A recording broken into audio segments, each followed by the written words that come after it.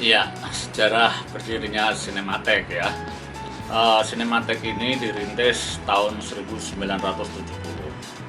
Dimulai oleh tokoh perfilman Misbah Sabiran, tentu bersama teman-temannya, juga tokoh-tokoh film waktu itu, yang mereka memiliki kesadaran bersama bahwa film itu penting untuk diarsipkan.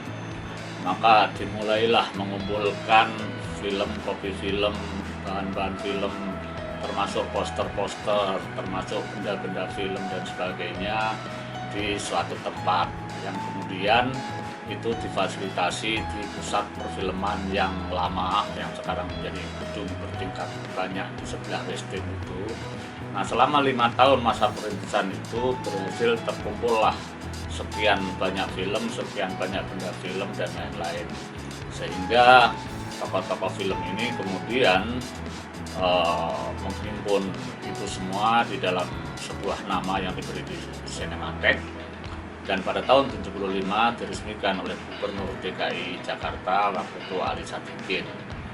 Di awal-awal peresmian itu, tahun-tahun berikutnya sempat disubsidi oleh pemerintah DKI, sehingga perkembangan Cinematheque menjadi semakin signifikan, sebagai pusat arsip menjadi baiklah begitu, bahkan menjadi yang pertama di Asia Tenggara, menjadi acuan di Asia Tenggara, dan tentu saja satu-satunya di Indonesia.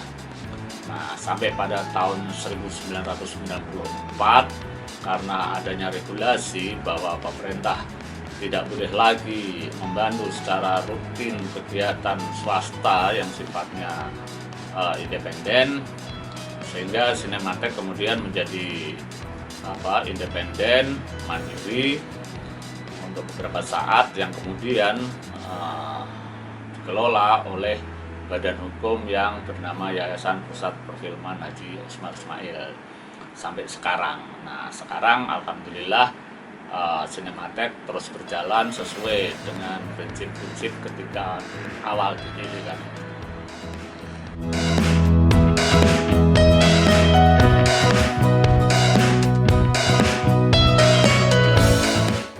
Tujuan awalnya tentu saja adalah pengarsipan film ya. Pengarsipan film itu lebih pada intinya lagi adalah pelestarian film sebagai aset budaya bangsa, kan gitu. Nah, pelestarian itu meliputi dari kita mengumpulkan, mencari ya, kemudian merawatnya, menyimpannya, menjaganya, dan kemudian memanfaatkannya sesuai dengan prinsip-prinsip kearsipan.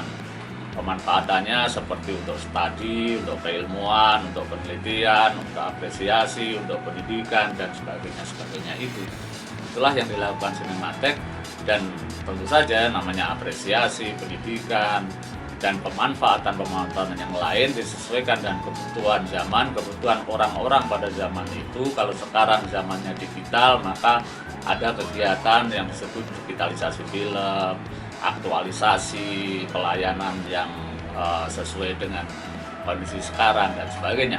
Tapi prinsip dasarnya sama, yaitu kegiatan Cinematheque adalah pengarsipan film untuk pelestarian nilai-nilai budaya yang ada di dalam film itu.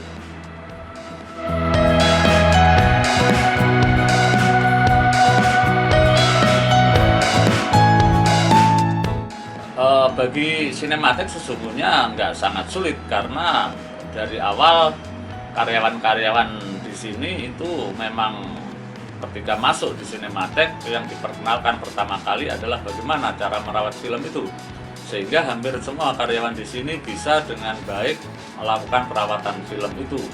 Meskipun inilah yang kemudian dijadikan acuan, dijadikan juga narasumber-narasumber bagi para peneliti, bagi para peminat perawatan film, terutama film-film seluloid, dijadikan narasumber bagi mahasiswa atau siapapun yang memperdalam masalah restorasi, masalah alih media, masalah reservasi film, referasi film, dan sebagainya. Nah, semacam itulah.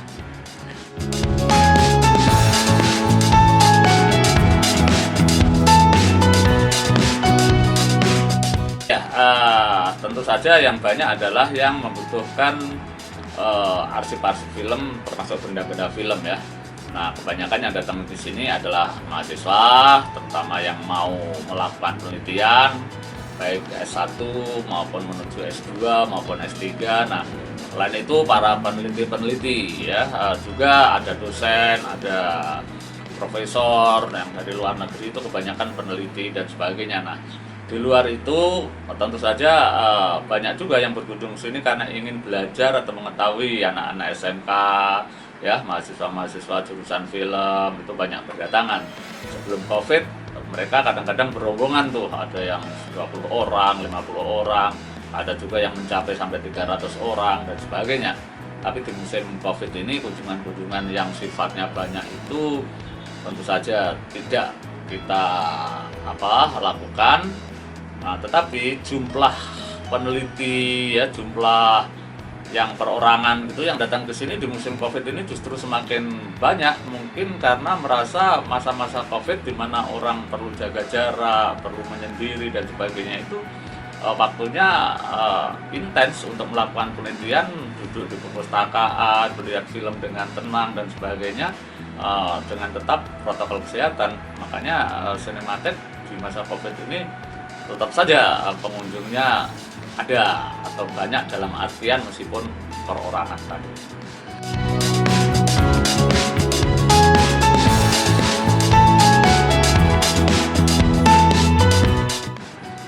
Di awal ya, benda-benda ini atau film-film ini, kopi film ini adalah dikumpulkan dari para pelaku industri film. Jadi waktu itu Misbah Sabiran, Asrul Sani dan beberapa teman menghubungi para produser dan sebagainya untuk meminta filmnya bisa disimpan dan sebagainya. Karena waktu itu tumbuh kesadaran bersama bahwa arsip itu penting ya, arsip film itu penting, dan juga ditambah bahwa niat dari tokoh film seperti Misbah Sabiran itu memang jelas tujuannya.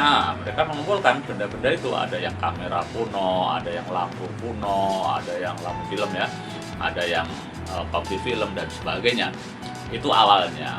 Berikutnya tentu saja karena keseriusan semacam ini, maka pada suatu masa pemerintah ketika menyelamatkan film-film yang ada di Indonesia, karena yang punya tempat penyimpanan adalah Cinematheque, maka lembaga-lembaga pemerintah itu pada akhirnya juga menyerahkan film-film yang perlu dilestarikan itu ke Cinematheque. Contohnya waktu itu ada Dewan Film, ada PT Perfin, ada Direktorat Film, ada lagi Kementerian ABCD dan sebagainya yang mereka nyimpan film, dan mereka melihat bahwa Cinematheque lah yang lebih punya tempat maupun cara atau keahlian melakukan perawatan, sehingga film-film itu diserahkan ke Cinematheque.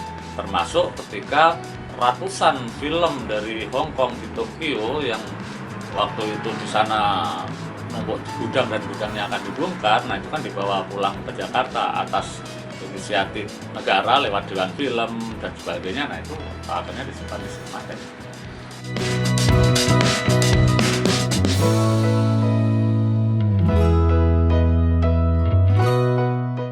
Kedepannya saya kira Cinematheque sih kita upayakan tetap seperti peran dan fungsinya waktu mulai didirikan.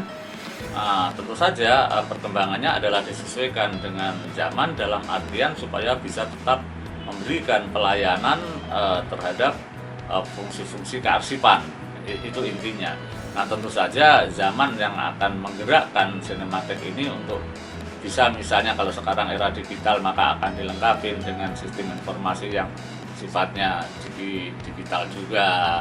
Kalau orang perlu pelayanan kenyamanan, maka kita upayakan mereka melakukan penelitian atau melakukan kunjungan itu dengan nyaman.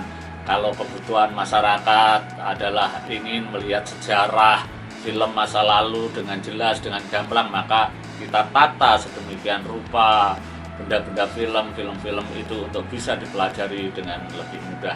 Nah, kedepannya akan seperti itu, dan saya kira sejak kemarin juga seperti itu. Hanya saja ke depan tentu saja akan mengikuti perkembangan yang ada.